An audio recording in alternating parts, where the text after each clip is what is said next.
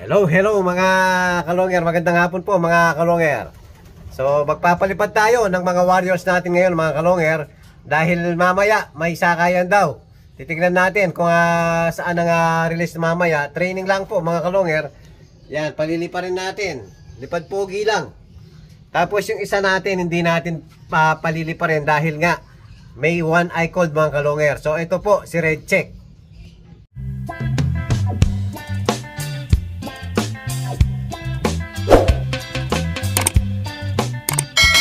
Hello mga kalonger. Ayan po si Red Check. Yung lagi natin nauuna sa training. Ayan. So yung kabilang mata, ayan po, may one eye cold. Para hindi maggrabe mga kalonger, so pinainom ko na ng Cure Gold. Tapos pinatakan na natin ng Isor mga kalonger.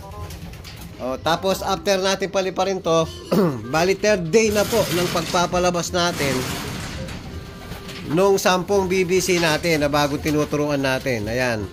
So hindi ko pa rin na-tape yung mga kasama nila. Yun na, inuuna na natin yung 10 dahil laban na po sa June. Hindi pa sila marunong hanggang ngayon. So palalabasin ko muna tong mga warriors natin at palili pa rin. Labas na, labas na. Don. Pasensya ka, hindi ka muna lalabas ha.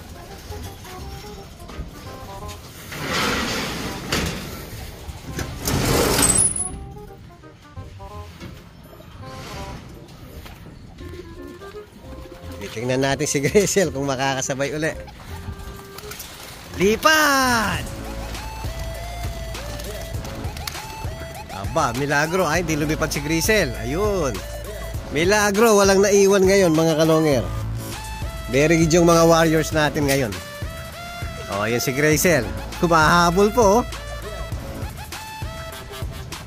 Uy, nahihirapan talaga. Ayan, hindi makahabol. Hintayin niyo si Grisel. May sariling mundo. Ganda naman ang lipad ng mga warriors natin mga kalonger. Kaya lang minsan nga dahil sobrang lakas ng hangin, tapos mainit ang panahon, yun na nakasabay. Yun nga, pabalik-balik yung may one eye cold mga kalonger. Gagaling ngayon, kinabukasan may bago na naman meron. Yan, hintayin natin yung mga warriors natin na pinakawalan mga kalonger. Nakakasabay na si Grisel mga kalonger. Sige, tuloy-tuloy mo lang yan. Gusto ko talaga nga mailaban to mga kalonger dahil nga talagang ang lahi nito ay anak ni Sibat. May speed. Nakakasabay na, hindi pa dumapo. Naka 10 minutes na mga kalonger. Yan, kasama pa rin. Bali dalawa yung Grisel, magkapatid sila sa nanay. Hindi parehas ang tatay nila mga kalonger. Titingnan natin hanggang ilan ang itatagal ni Grisel. Ayun, dumapo na. Speaking. Naka 11 minutes. Pwede na. Ayan po yung problema natin, yung balikat niya. Talagang iniinda pa rin. Sabagay, matagal-tagal pa yung laban. Pasok. Pasok.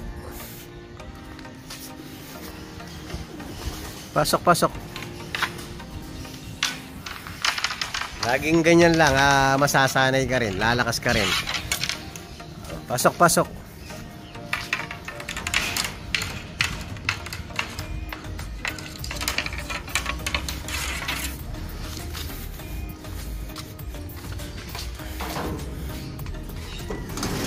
Ayan, parang hindi bumabalik pag matagal sa liparan mga kalonger. Kawawa si Grisel, pagod na pagod. Ayan, hindi, parang hindi bumabalik agad yung pakpak niya. Mahuli nga. Titignan natin mga kalonger. Yan, napapasok na natin mga kalonger. Naka 15 minutes lang. Ayan, mga mahihinang nilalang pa. Ayan, hingal na hingal. Hapon na. So kailangan na makondisyon tong mga ibon na to. Yung isa yun, mag-aang mata si Red Check. Mamaya na. Papakawalan na natin yung 10 mga kalonger. Tingnan mo si Grisel hanggang ngayon, yung pakpak niya pa rin, inaayos pa rin hanggang ngayon, no? Baksak ang pakpak, ayan, no? O, pakawalan muna natin yung 10 mga kalonger. Hello mga kalonger, ayan po. Pinakawalan na natin, yan, bumaba agad yung dalawa, oh. Huwag kayong bababa dito, ha. Kakatayin kayo ng mga aso. Oh, kung pwedeng umakyat kayo pabalik, yan, spider lang.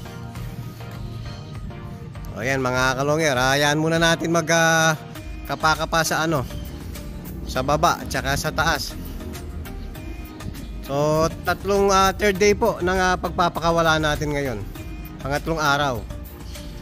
2, 4, 6, 8, 10. So bukas po tatanggalan na natin ng isang tape sa pakpak. Tapos pang 5 araw, yon, tatanggalan na natin ng 2 tape sa pakpak. O dyan muna kayo, viewing muna kayo, ha. Hello mga kalonger. Paggabi na, ito yung mga bino-viewing natin. Ayan, nagsibabaan. So hanggat hindi po nagagabi niyan, mahihirapan tayong maghuli rito. Try natin ulihin to. Oh. Oops! Uy! Kay! Hey! Ayun, sinasabi ko. Kaya delikado, papasukin mo. Buti. Kaya pag hindi natin binabantayan to mga kalonger, delikado sa mga aso. Muntikan na. Kaya inihintay natin maggabi mga kalonger bago natin ulihin to. Yan. Hintay natin magdilim. 6 pa naman yung bumaba. O sinampulan natin yung isa. Kahit nakatape po, medyo nakakalipad sila.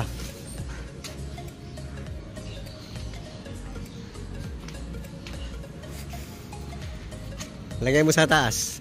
Dahan-dahan, Kay. Para matuto sila. Ayan. Hinuli ni Kiyo sa baba, mga kalongyan. Oh, at least. Kung wala si Kiyo nun, delikado na mga kalongyan. Siyempre tayo, hindi naman tayo makakatakbo. Dadali na nga ang mga aso. So papakainin ko na muna itong mga warriors natin dito. Yan. Takip silim na po. So kain muna kayo. Papasukin na muna natin yung ibang nakatape natin mga kalonger. So ito yung ginawa natin. Iaangat lang natin, iilain natin to. So ayan po. O aangat po yun. Yan, papasok sila nyan. Ayun mga kalongero. Oh. Tapos ibababa natin uli. O, di mas madali po ang pagtuturo ngayon. O, meron pa palang isang lumilipad kasama to. Kala ko nakapasok na sila lahat kanina. So meron pa tayong isa, ayan o. Papasukin muna natin. Ayan, padilim na po. O yan, dive na.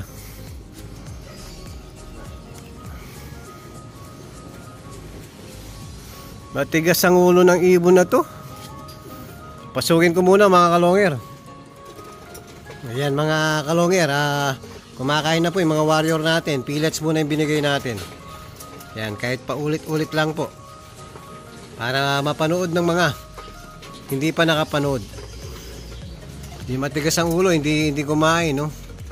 Sasakay ka mamaya. So inihintay niyan yung mixed seeds natin mga kalonger. O, next pakain natin mixed seeds. Yan po, binigyan na natin ng mixed seeds natin mga kalonger. Ang problema, hindi pa rin tumukha yung dalawa, oh. Anong nangyayari sa inyo?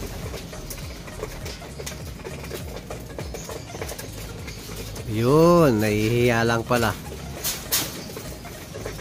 So after ito sigurado mamaya siksikan kasi. So nahihiya yung isa. So kain ka na. So pag nabusog na yung iba mga kalonger, dadagdagan pa natin ulit para dun sa mga hindi nakakain. Ayan, paggabi na po para mahuli na rin natin yung nagsibabaan na nakatape. Hello mga kalonger. Sakto po, mayroon tayong dumating na bisita. Ito yung napaka-special na bisita mga kalonger. So bago natin uhulihin yung mga tinuturuan natin bagong mga warrior, so i-interviewin natin yung bago natin bisita mga kalonger. So eto po ang napaka-special natin bisita. Hello mga kalonger. So eto po, papakilala natin ang napaka-special natin bisita. Si paring Albert Jimenez. Aka Lechon.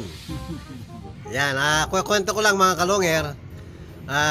Kaya ako nagkalapate 2011 dahil kay paring Albert.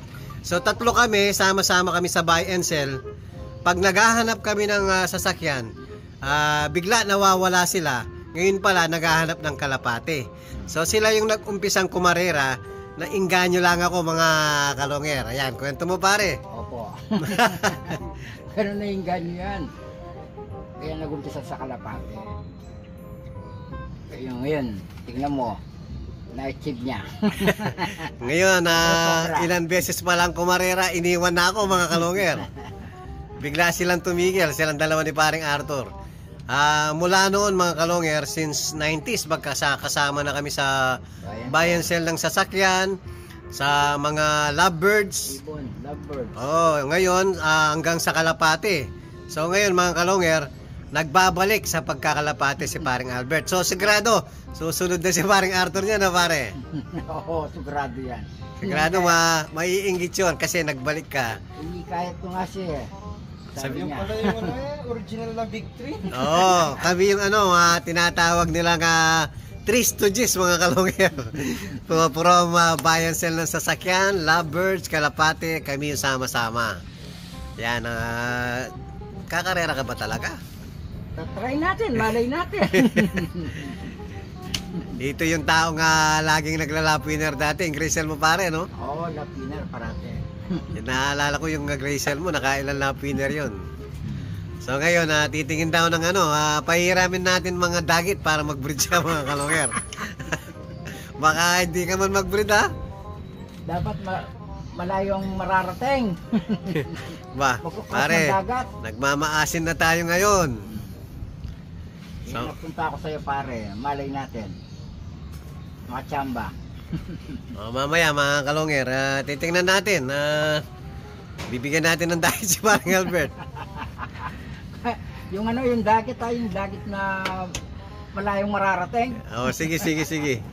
Hanap tayo. Hello mga kalonger. Ayan po, may hawak-hawak na ibon na si paring Albert, oh. So, magbe-breed daw si paring Koy. Kaya, papahiramin natin ng breeder. So, ang papahiram natin, gusto niya daw si Idol Reggie Cruz. Yan, papahiram natin. Back to back, major pain. Yan, ready to breed. Tapos, ipapares natin. So, bibigyan ko ng isang hen. Si paring Albert, solid. Eto. Wow, super. Yan. Bali, ano yan pare? Anak nung Tacloban finisher natin na Kuipers. Tapos, ang kalahati niyan, imported. Cordy Height Franks wire. Yan. So, pwede mong pagparisin yung dalawang yan. Tapos, pinahiram natin uli ng isang breeder pa. So, eto. Kambal po, kambal sila. Kunin mo kay. Pakita mo. So, Joe Stone, mga kalonger. Tapos, ang magiging kapares. Ganda naman to. Ganda nga eh. Yung magiging kapares niya, David Chan, Jong Benko. Tapos sa TDB. Ayan, solid, magkamukha po mga kalonger. Hanggang ilang class ka rito pare? Mga 3 taon lang pwede na. No? Ayan kambal no? Magkakapunan sa akin niya siguro Kahit maka 30 anak ka lang. Para ganyan mo. Yan, dikit mo ganyan. Yan, back to back major pain tsaka Kuipers. Ayan ang ibibreed ni paring Albert. Tapos bibigyan natin ng isa nga inakay. Ayan. Yan, paliliparan Oh, paliliparin mo to pare ha. Haba ng pakpak nito. Uy. Aga mo nga.